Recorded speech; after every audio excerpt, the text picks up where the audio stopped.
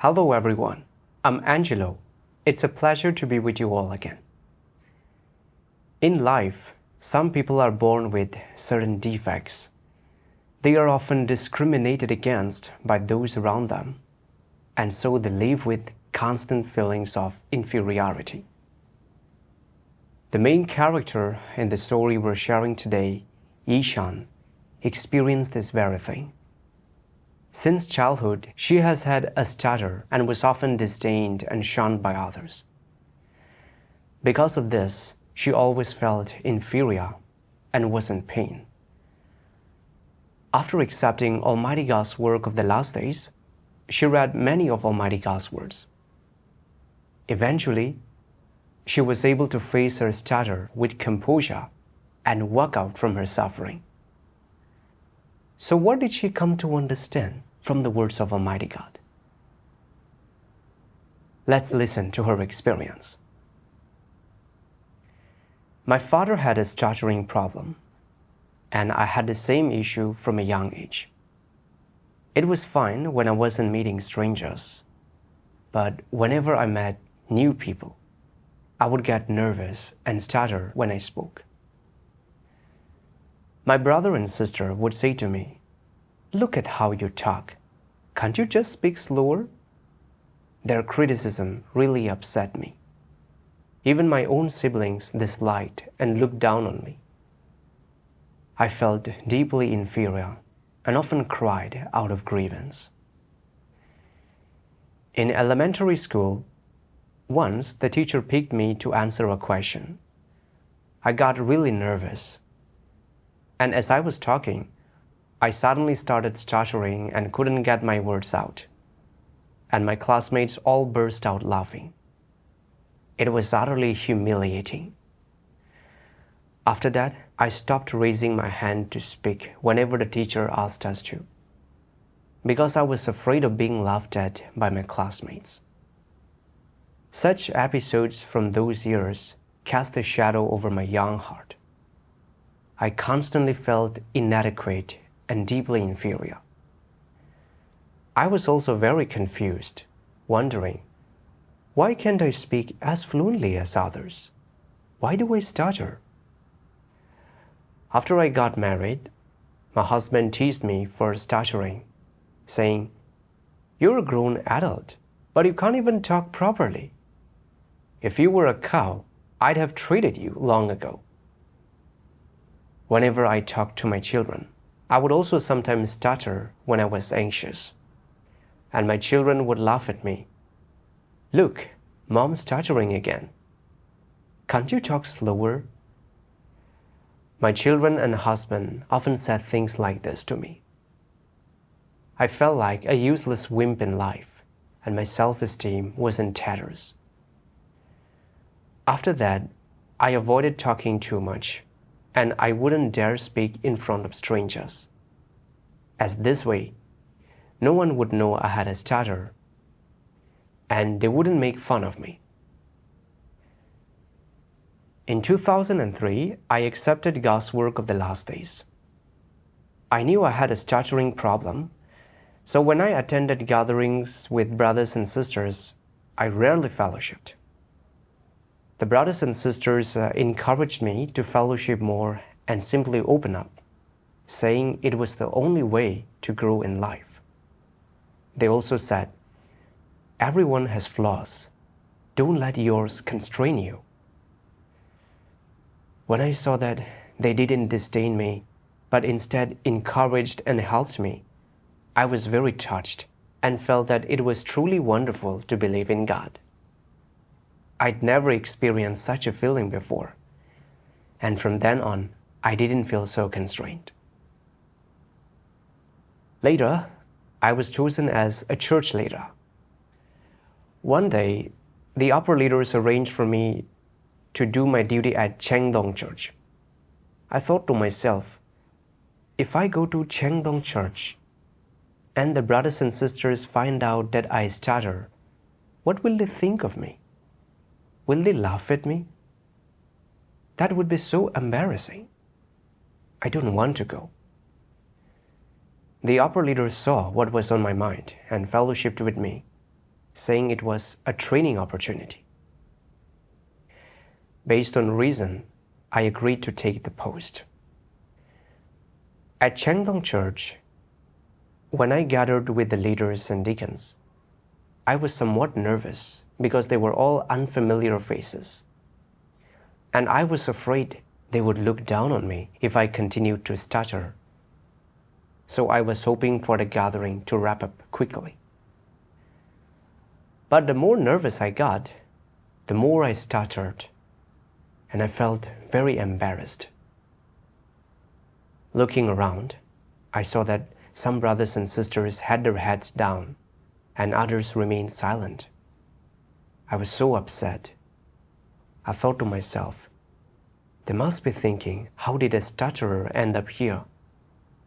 If I don't fellowship, they'll say I lack the truth realities.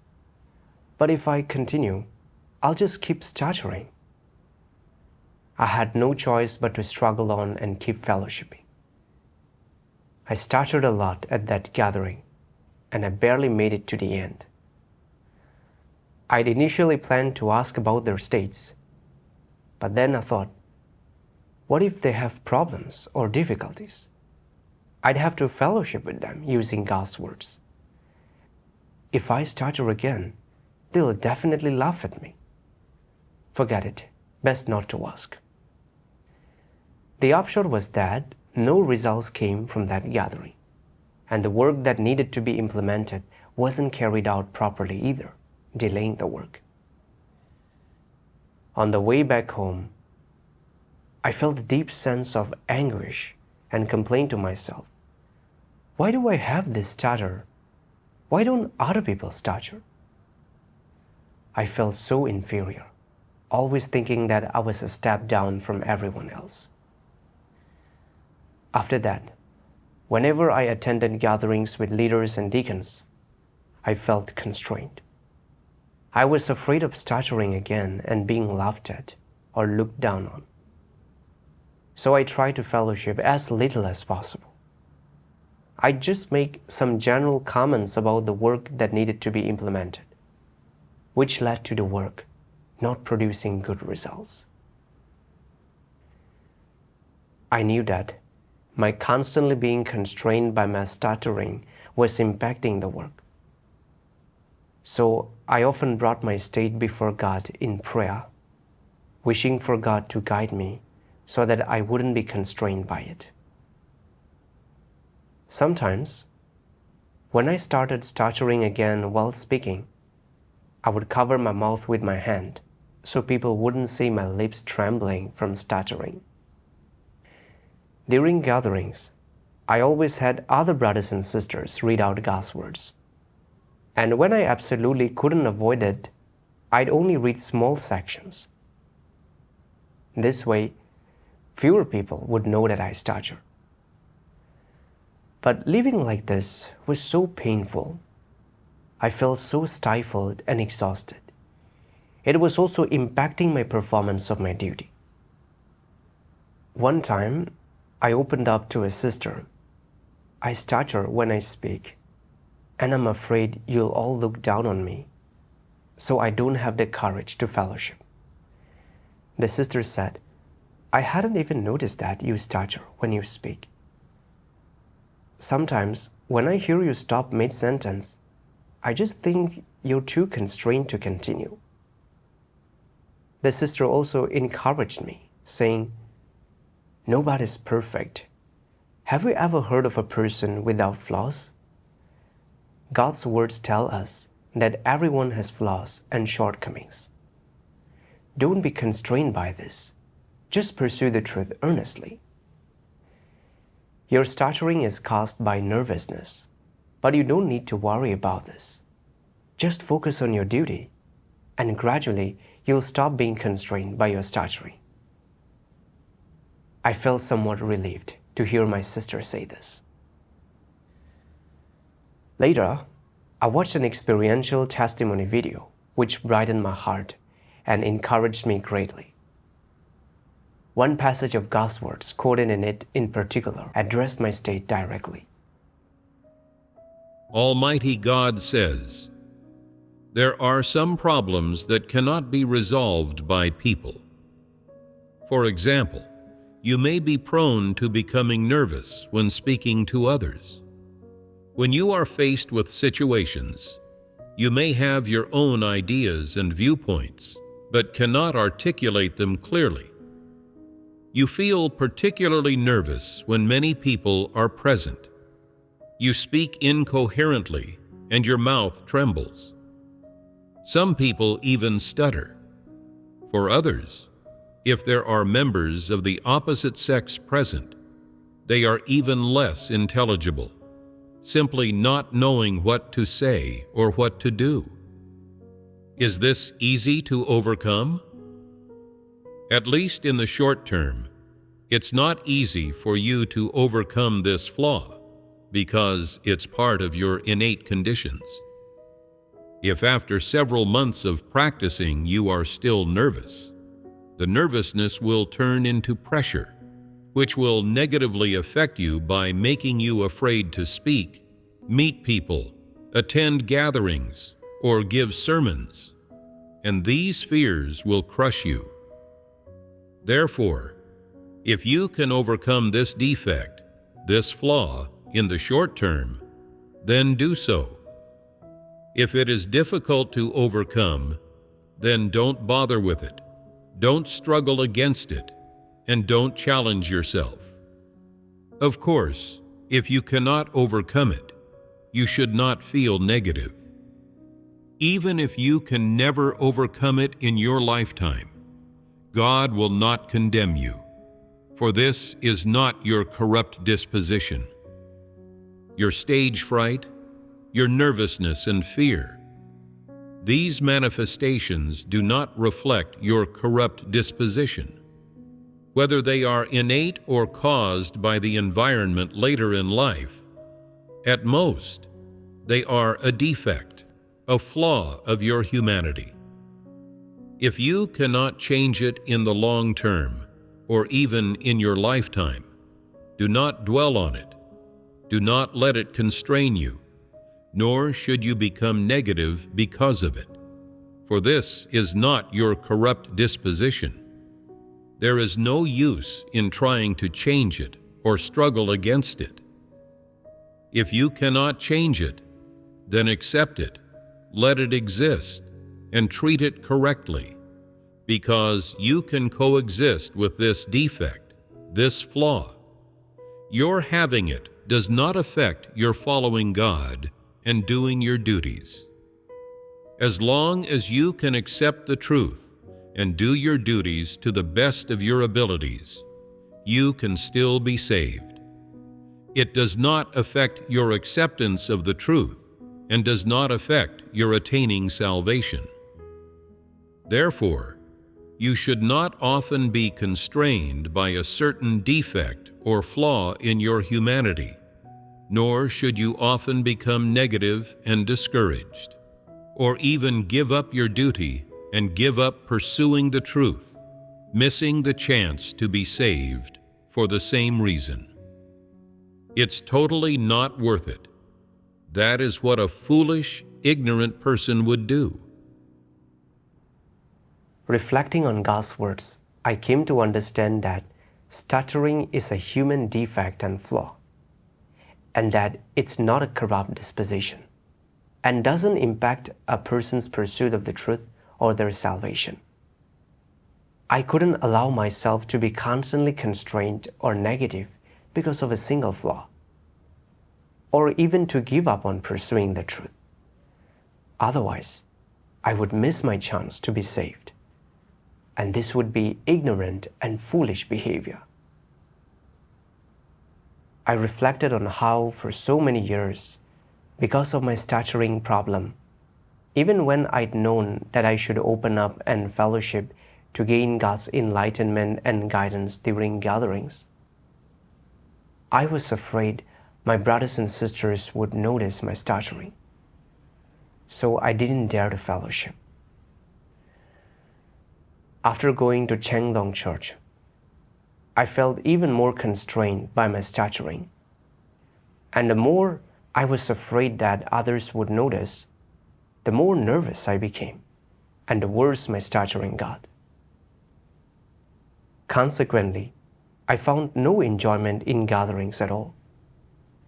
I didn't look into or resolve the issues and difficulties the leaders and deacons were having.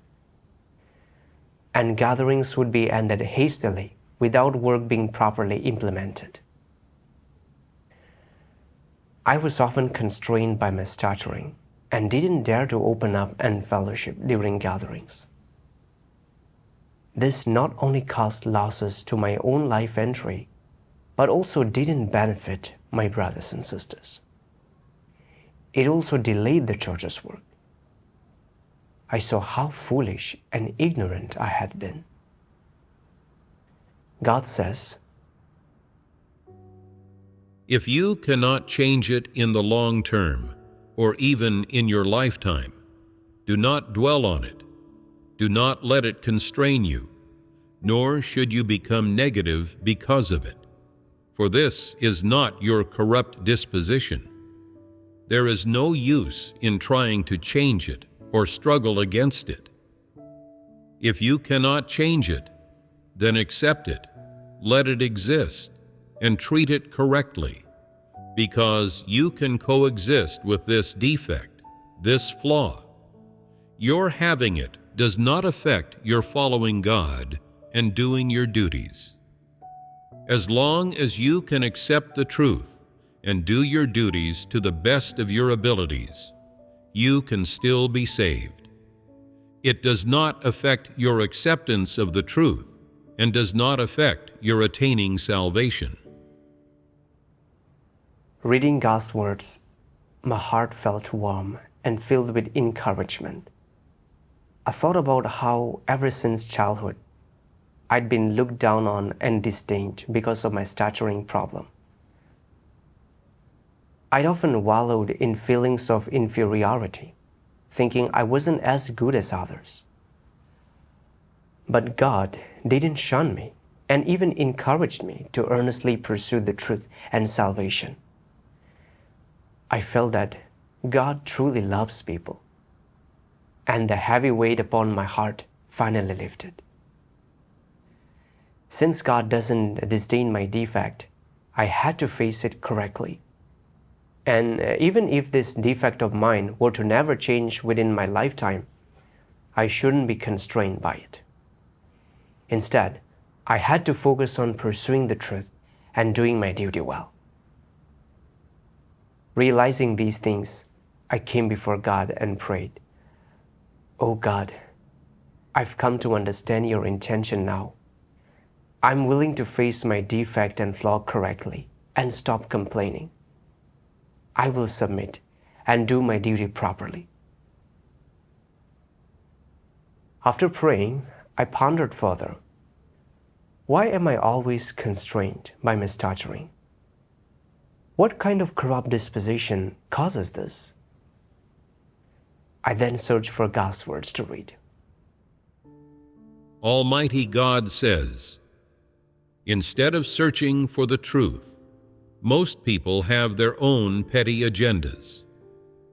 Their own interests, face, and the place or standing they hold in other people's minds are of great importance to them. These are the only things they cherish. They cling to these things with an iron grip and regard them as their very lives. And how they are viewed or treated by God is of secondary importance.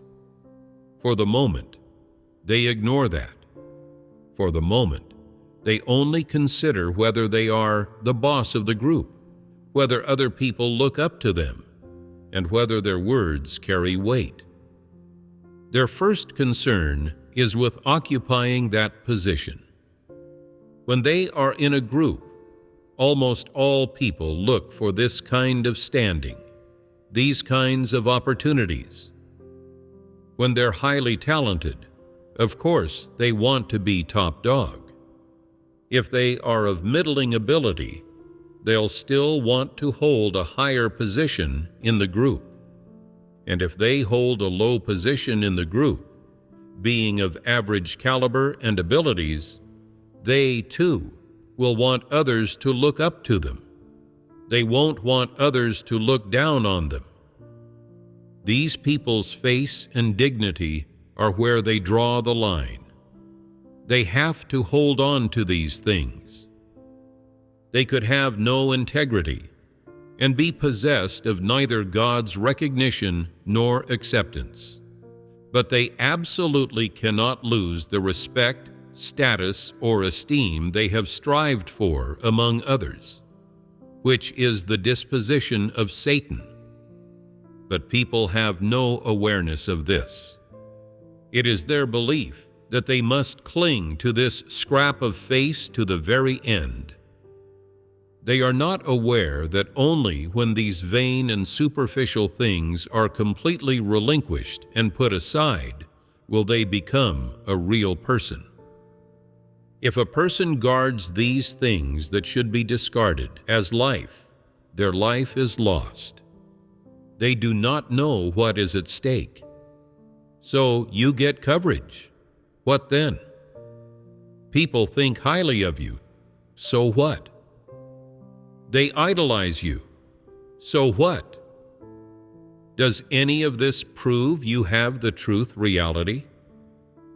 None of this has any value. When you can overcome these things, when you become indifferent to them, and no longer feel them important, when face, vanity, status, and people's admiration no longer control your thoughts and behavior, much less how you perform your duty, then your performance of your duty will become ever more effective and ever more pure. From the exposure of God's words, I realized that regardless of how great one's abilities or caliber are, everyone wants to be admired by others. Thinking back, I'd stuttered since childhood, and even my siblings had shunned and looked down on me. And at school, I was ridiculed by classmates, so I felt really inferior. After getting married, even my husband and children mocked me, hurting my self-esteem even further. I even cried out of grievance. I was so concerned with my pride.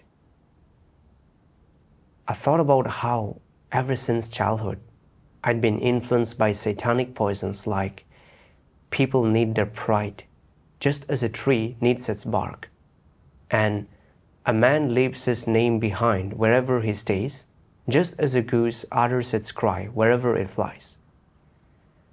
I paid particular attention to my pride. Because of my stuttering, I was afraid of being laughed at and looked down on, meaning I often found myself wallowing in inescapable feelings of negativity and pain. I couldn't fellowship what I should have in gatherings, or do the work that I should have done well. But God's house didn't disdain me or treat me based on my defect. Instead, I was entrusted with leadership duties and encouraged to properly pursue the truth and salvation. Was this not God's love? Yet my excessive obsession with my pride kept me from doing my duties that I should have done. Was this not rebelling against God? In reality, even if others admired me, it would be worthless without God's approval. Pursuing reputation and status could never change my life disposition.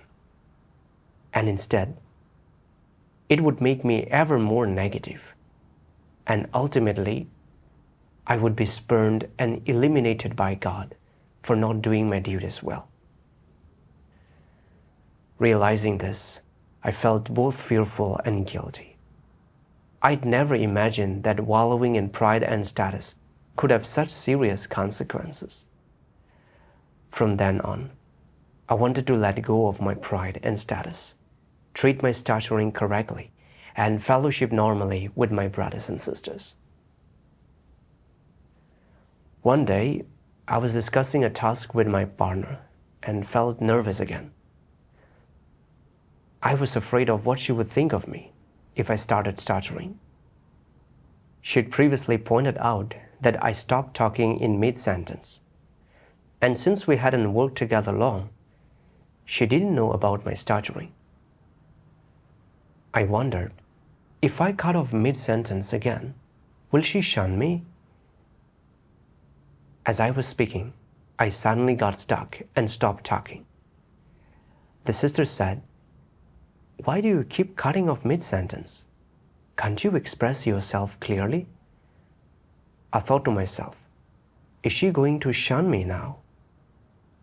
I felt somewhat constrained. At that moment, I realized my thinking was wrong and silently prayed to God in my heart. God, I'm afraid of my sister looking down on me because of my stuttering. I don't want to be constrained by this anymore. Please guide me to treat my defect correctly. After praying, I recalled the passage of God's words I'd read before, so I read them again. Almighty God says, as long as you can pursue the truth, and you can do your duty with all your heart, all your strength, and all your mind according to the principles, and your heart is sincere, and you are not being perfunctory toward God, then you have hope of being saved. If someone says, "Look at how useless and timid you are," you get so nervous over just speaking a few words, and your whole face turns red. Then you should say, "I have poor caliber, and I'm not good at speaking. If you encourage me, then I will have the courage to practice speaking." Don't think that you are no good, or that you're an embarrassment. Since you know that these are your defects and problems with your humanity, you should face up to them and accept them. Don't be affected in any way due to them. As for when these defects and flaws will change, don't concern yourself with that. Just focus on living and doing your duty normally in this way.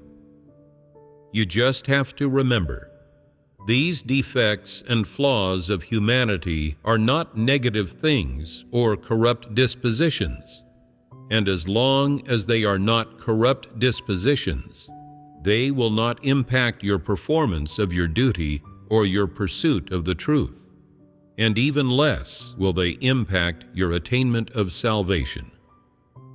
Of course, what's even more important is that they won't impact how God views you. Doesn't that put your mind at ease? I was really moved and inspired when I read this passage of God's words, especially when God says, "You just have to remember, these defects and flaws of humanity are not negative things or corrupt dispositions. And as long as they are not corrupt dispositions, they will not impact your performance of your duty or your pursuit of the truth. And even less will they impact your attainment of salvation.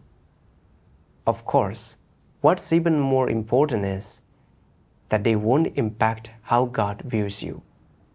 Doesn't that put your mind at ease?" My defect and flaw isn't a negative thing, nor is it a corrupt disposition. And so long as I pursue the truth diligently and do my duties according to principles, God will guide me. I shouldn't be constrained by my stuttering any longer. Regardless of what my brothers and sisters might think, I had to open up and speak about my defect. And I shouldn't feel ashamed, much less should I be constrained.